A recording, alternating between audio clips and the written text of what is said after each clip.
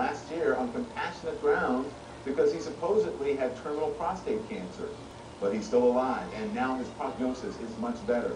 And allegations have surfaced that the oil company BP lobbied for his release in order to secure drilling rights in Libya.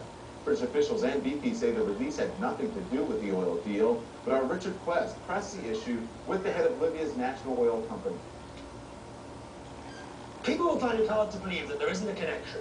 Mr. Megrahi gets released 6 weeks later, the deal is ratified. I'm sorry to say no. I'm sorry that we signed the agreement in 2007. And we started negotiation of this agreement maybe since 2004. The agreement was signed in 2007. Megrahi was not released till 2009. It's not some time. But you see, these people are saying things which are not true. As you can imagine, victims' families were outraged over the Lockerbie Bomber's release. And as Susan Candiotti tells us, the latest developments are only prolonging the pain. Sorry about that. For Brian Flynn, whose brother JP was among the 270 killed on Pan Am Flight 103, last year's release of the only person convicted in the terrorist bombing was too much to bear. Actually, that was one of the moments where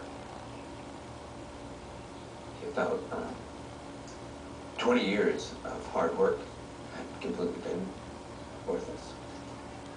And it was tough. Even tougher to bear, the growing controversy over BP's role in what led to al-Megrahi's freedom.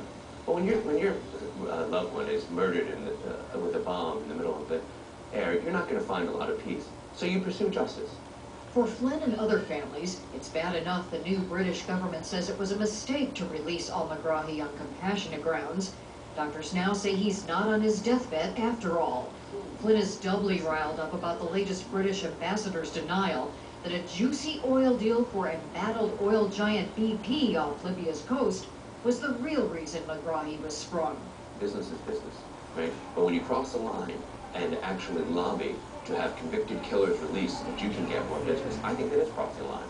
On Friday, Libya's oil minister told CNN's Richard Quest in London there was no such deal.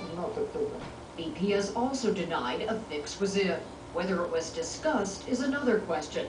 5 Democratic U.S. senators want hearings to investigate. We now see that BP had spoken to the UK, talked about this enormous $20 billion deal that might go on in Libya. Despite denials of a quid pro quo, Flynn wants Megrahi returned to a jail cell. Is it realistic to think that they'll actually send him back? The U.S. is not as weak as the United Kingdom, and I hope that Prime Minister Cameron has the courage and conviction to say it was wrong, we can fix this, we can do something about it. We don't have to be victims again. While the debate shows no signs of slowing down, what are the chances that Megrahi will be returned to prison? Most agree slim to none. Susan Candiotti, CNN, New York.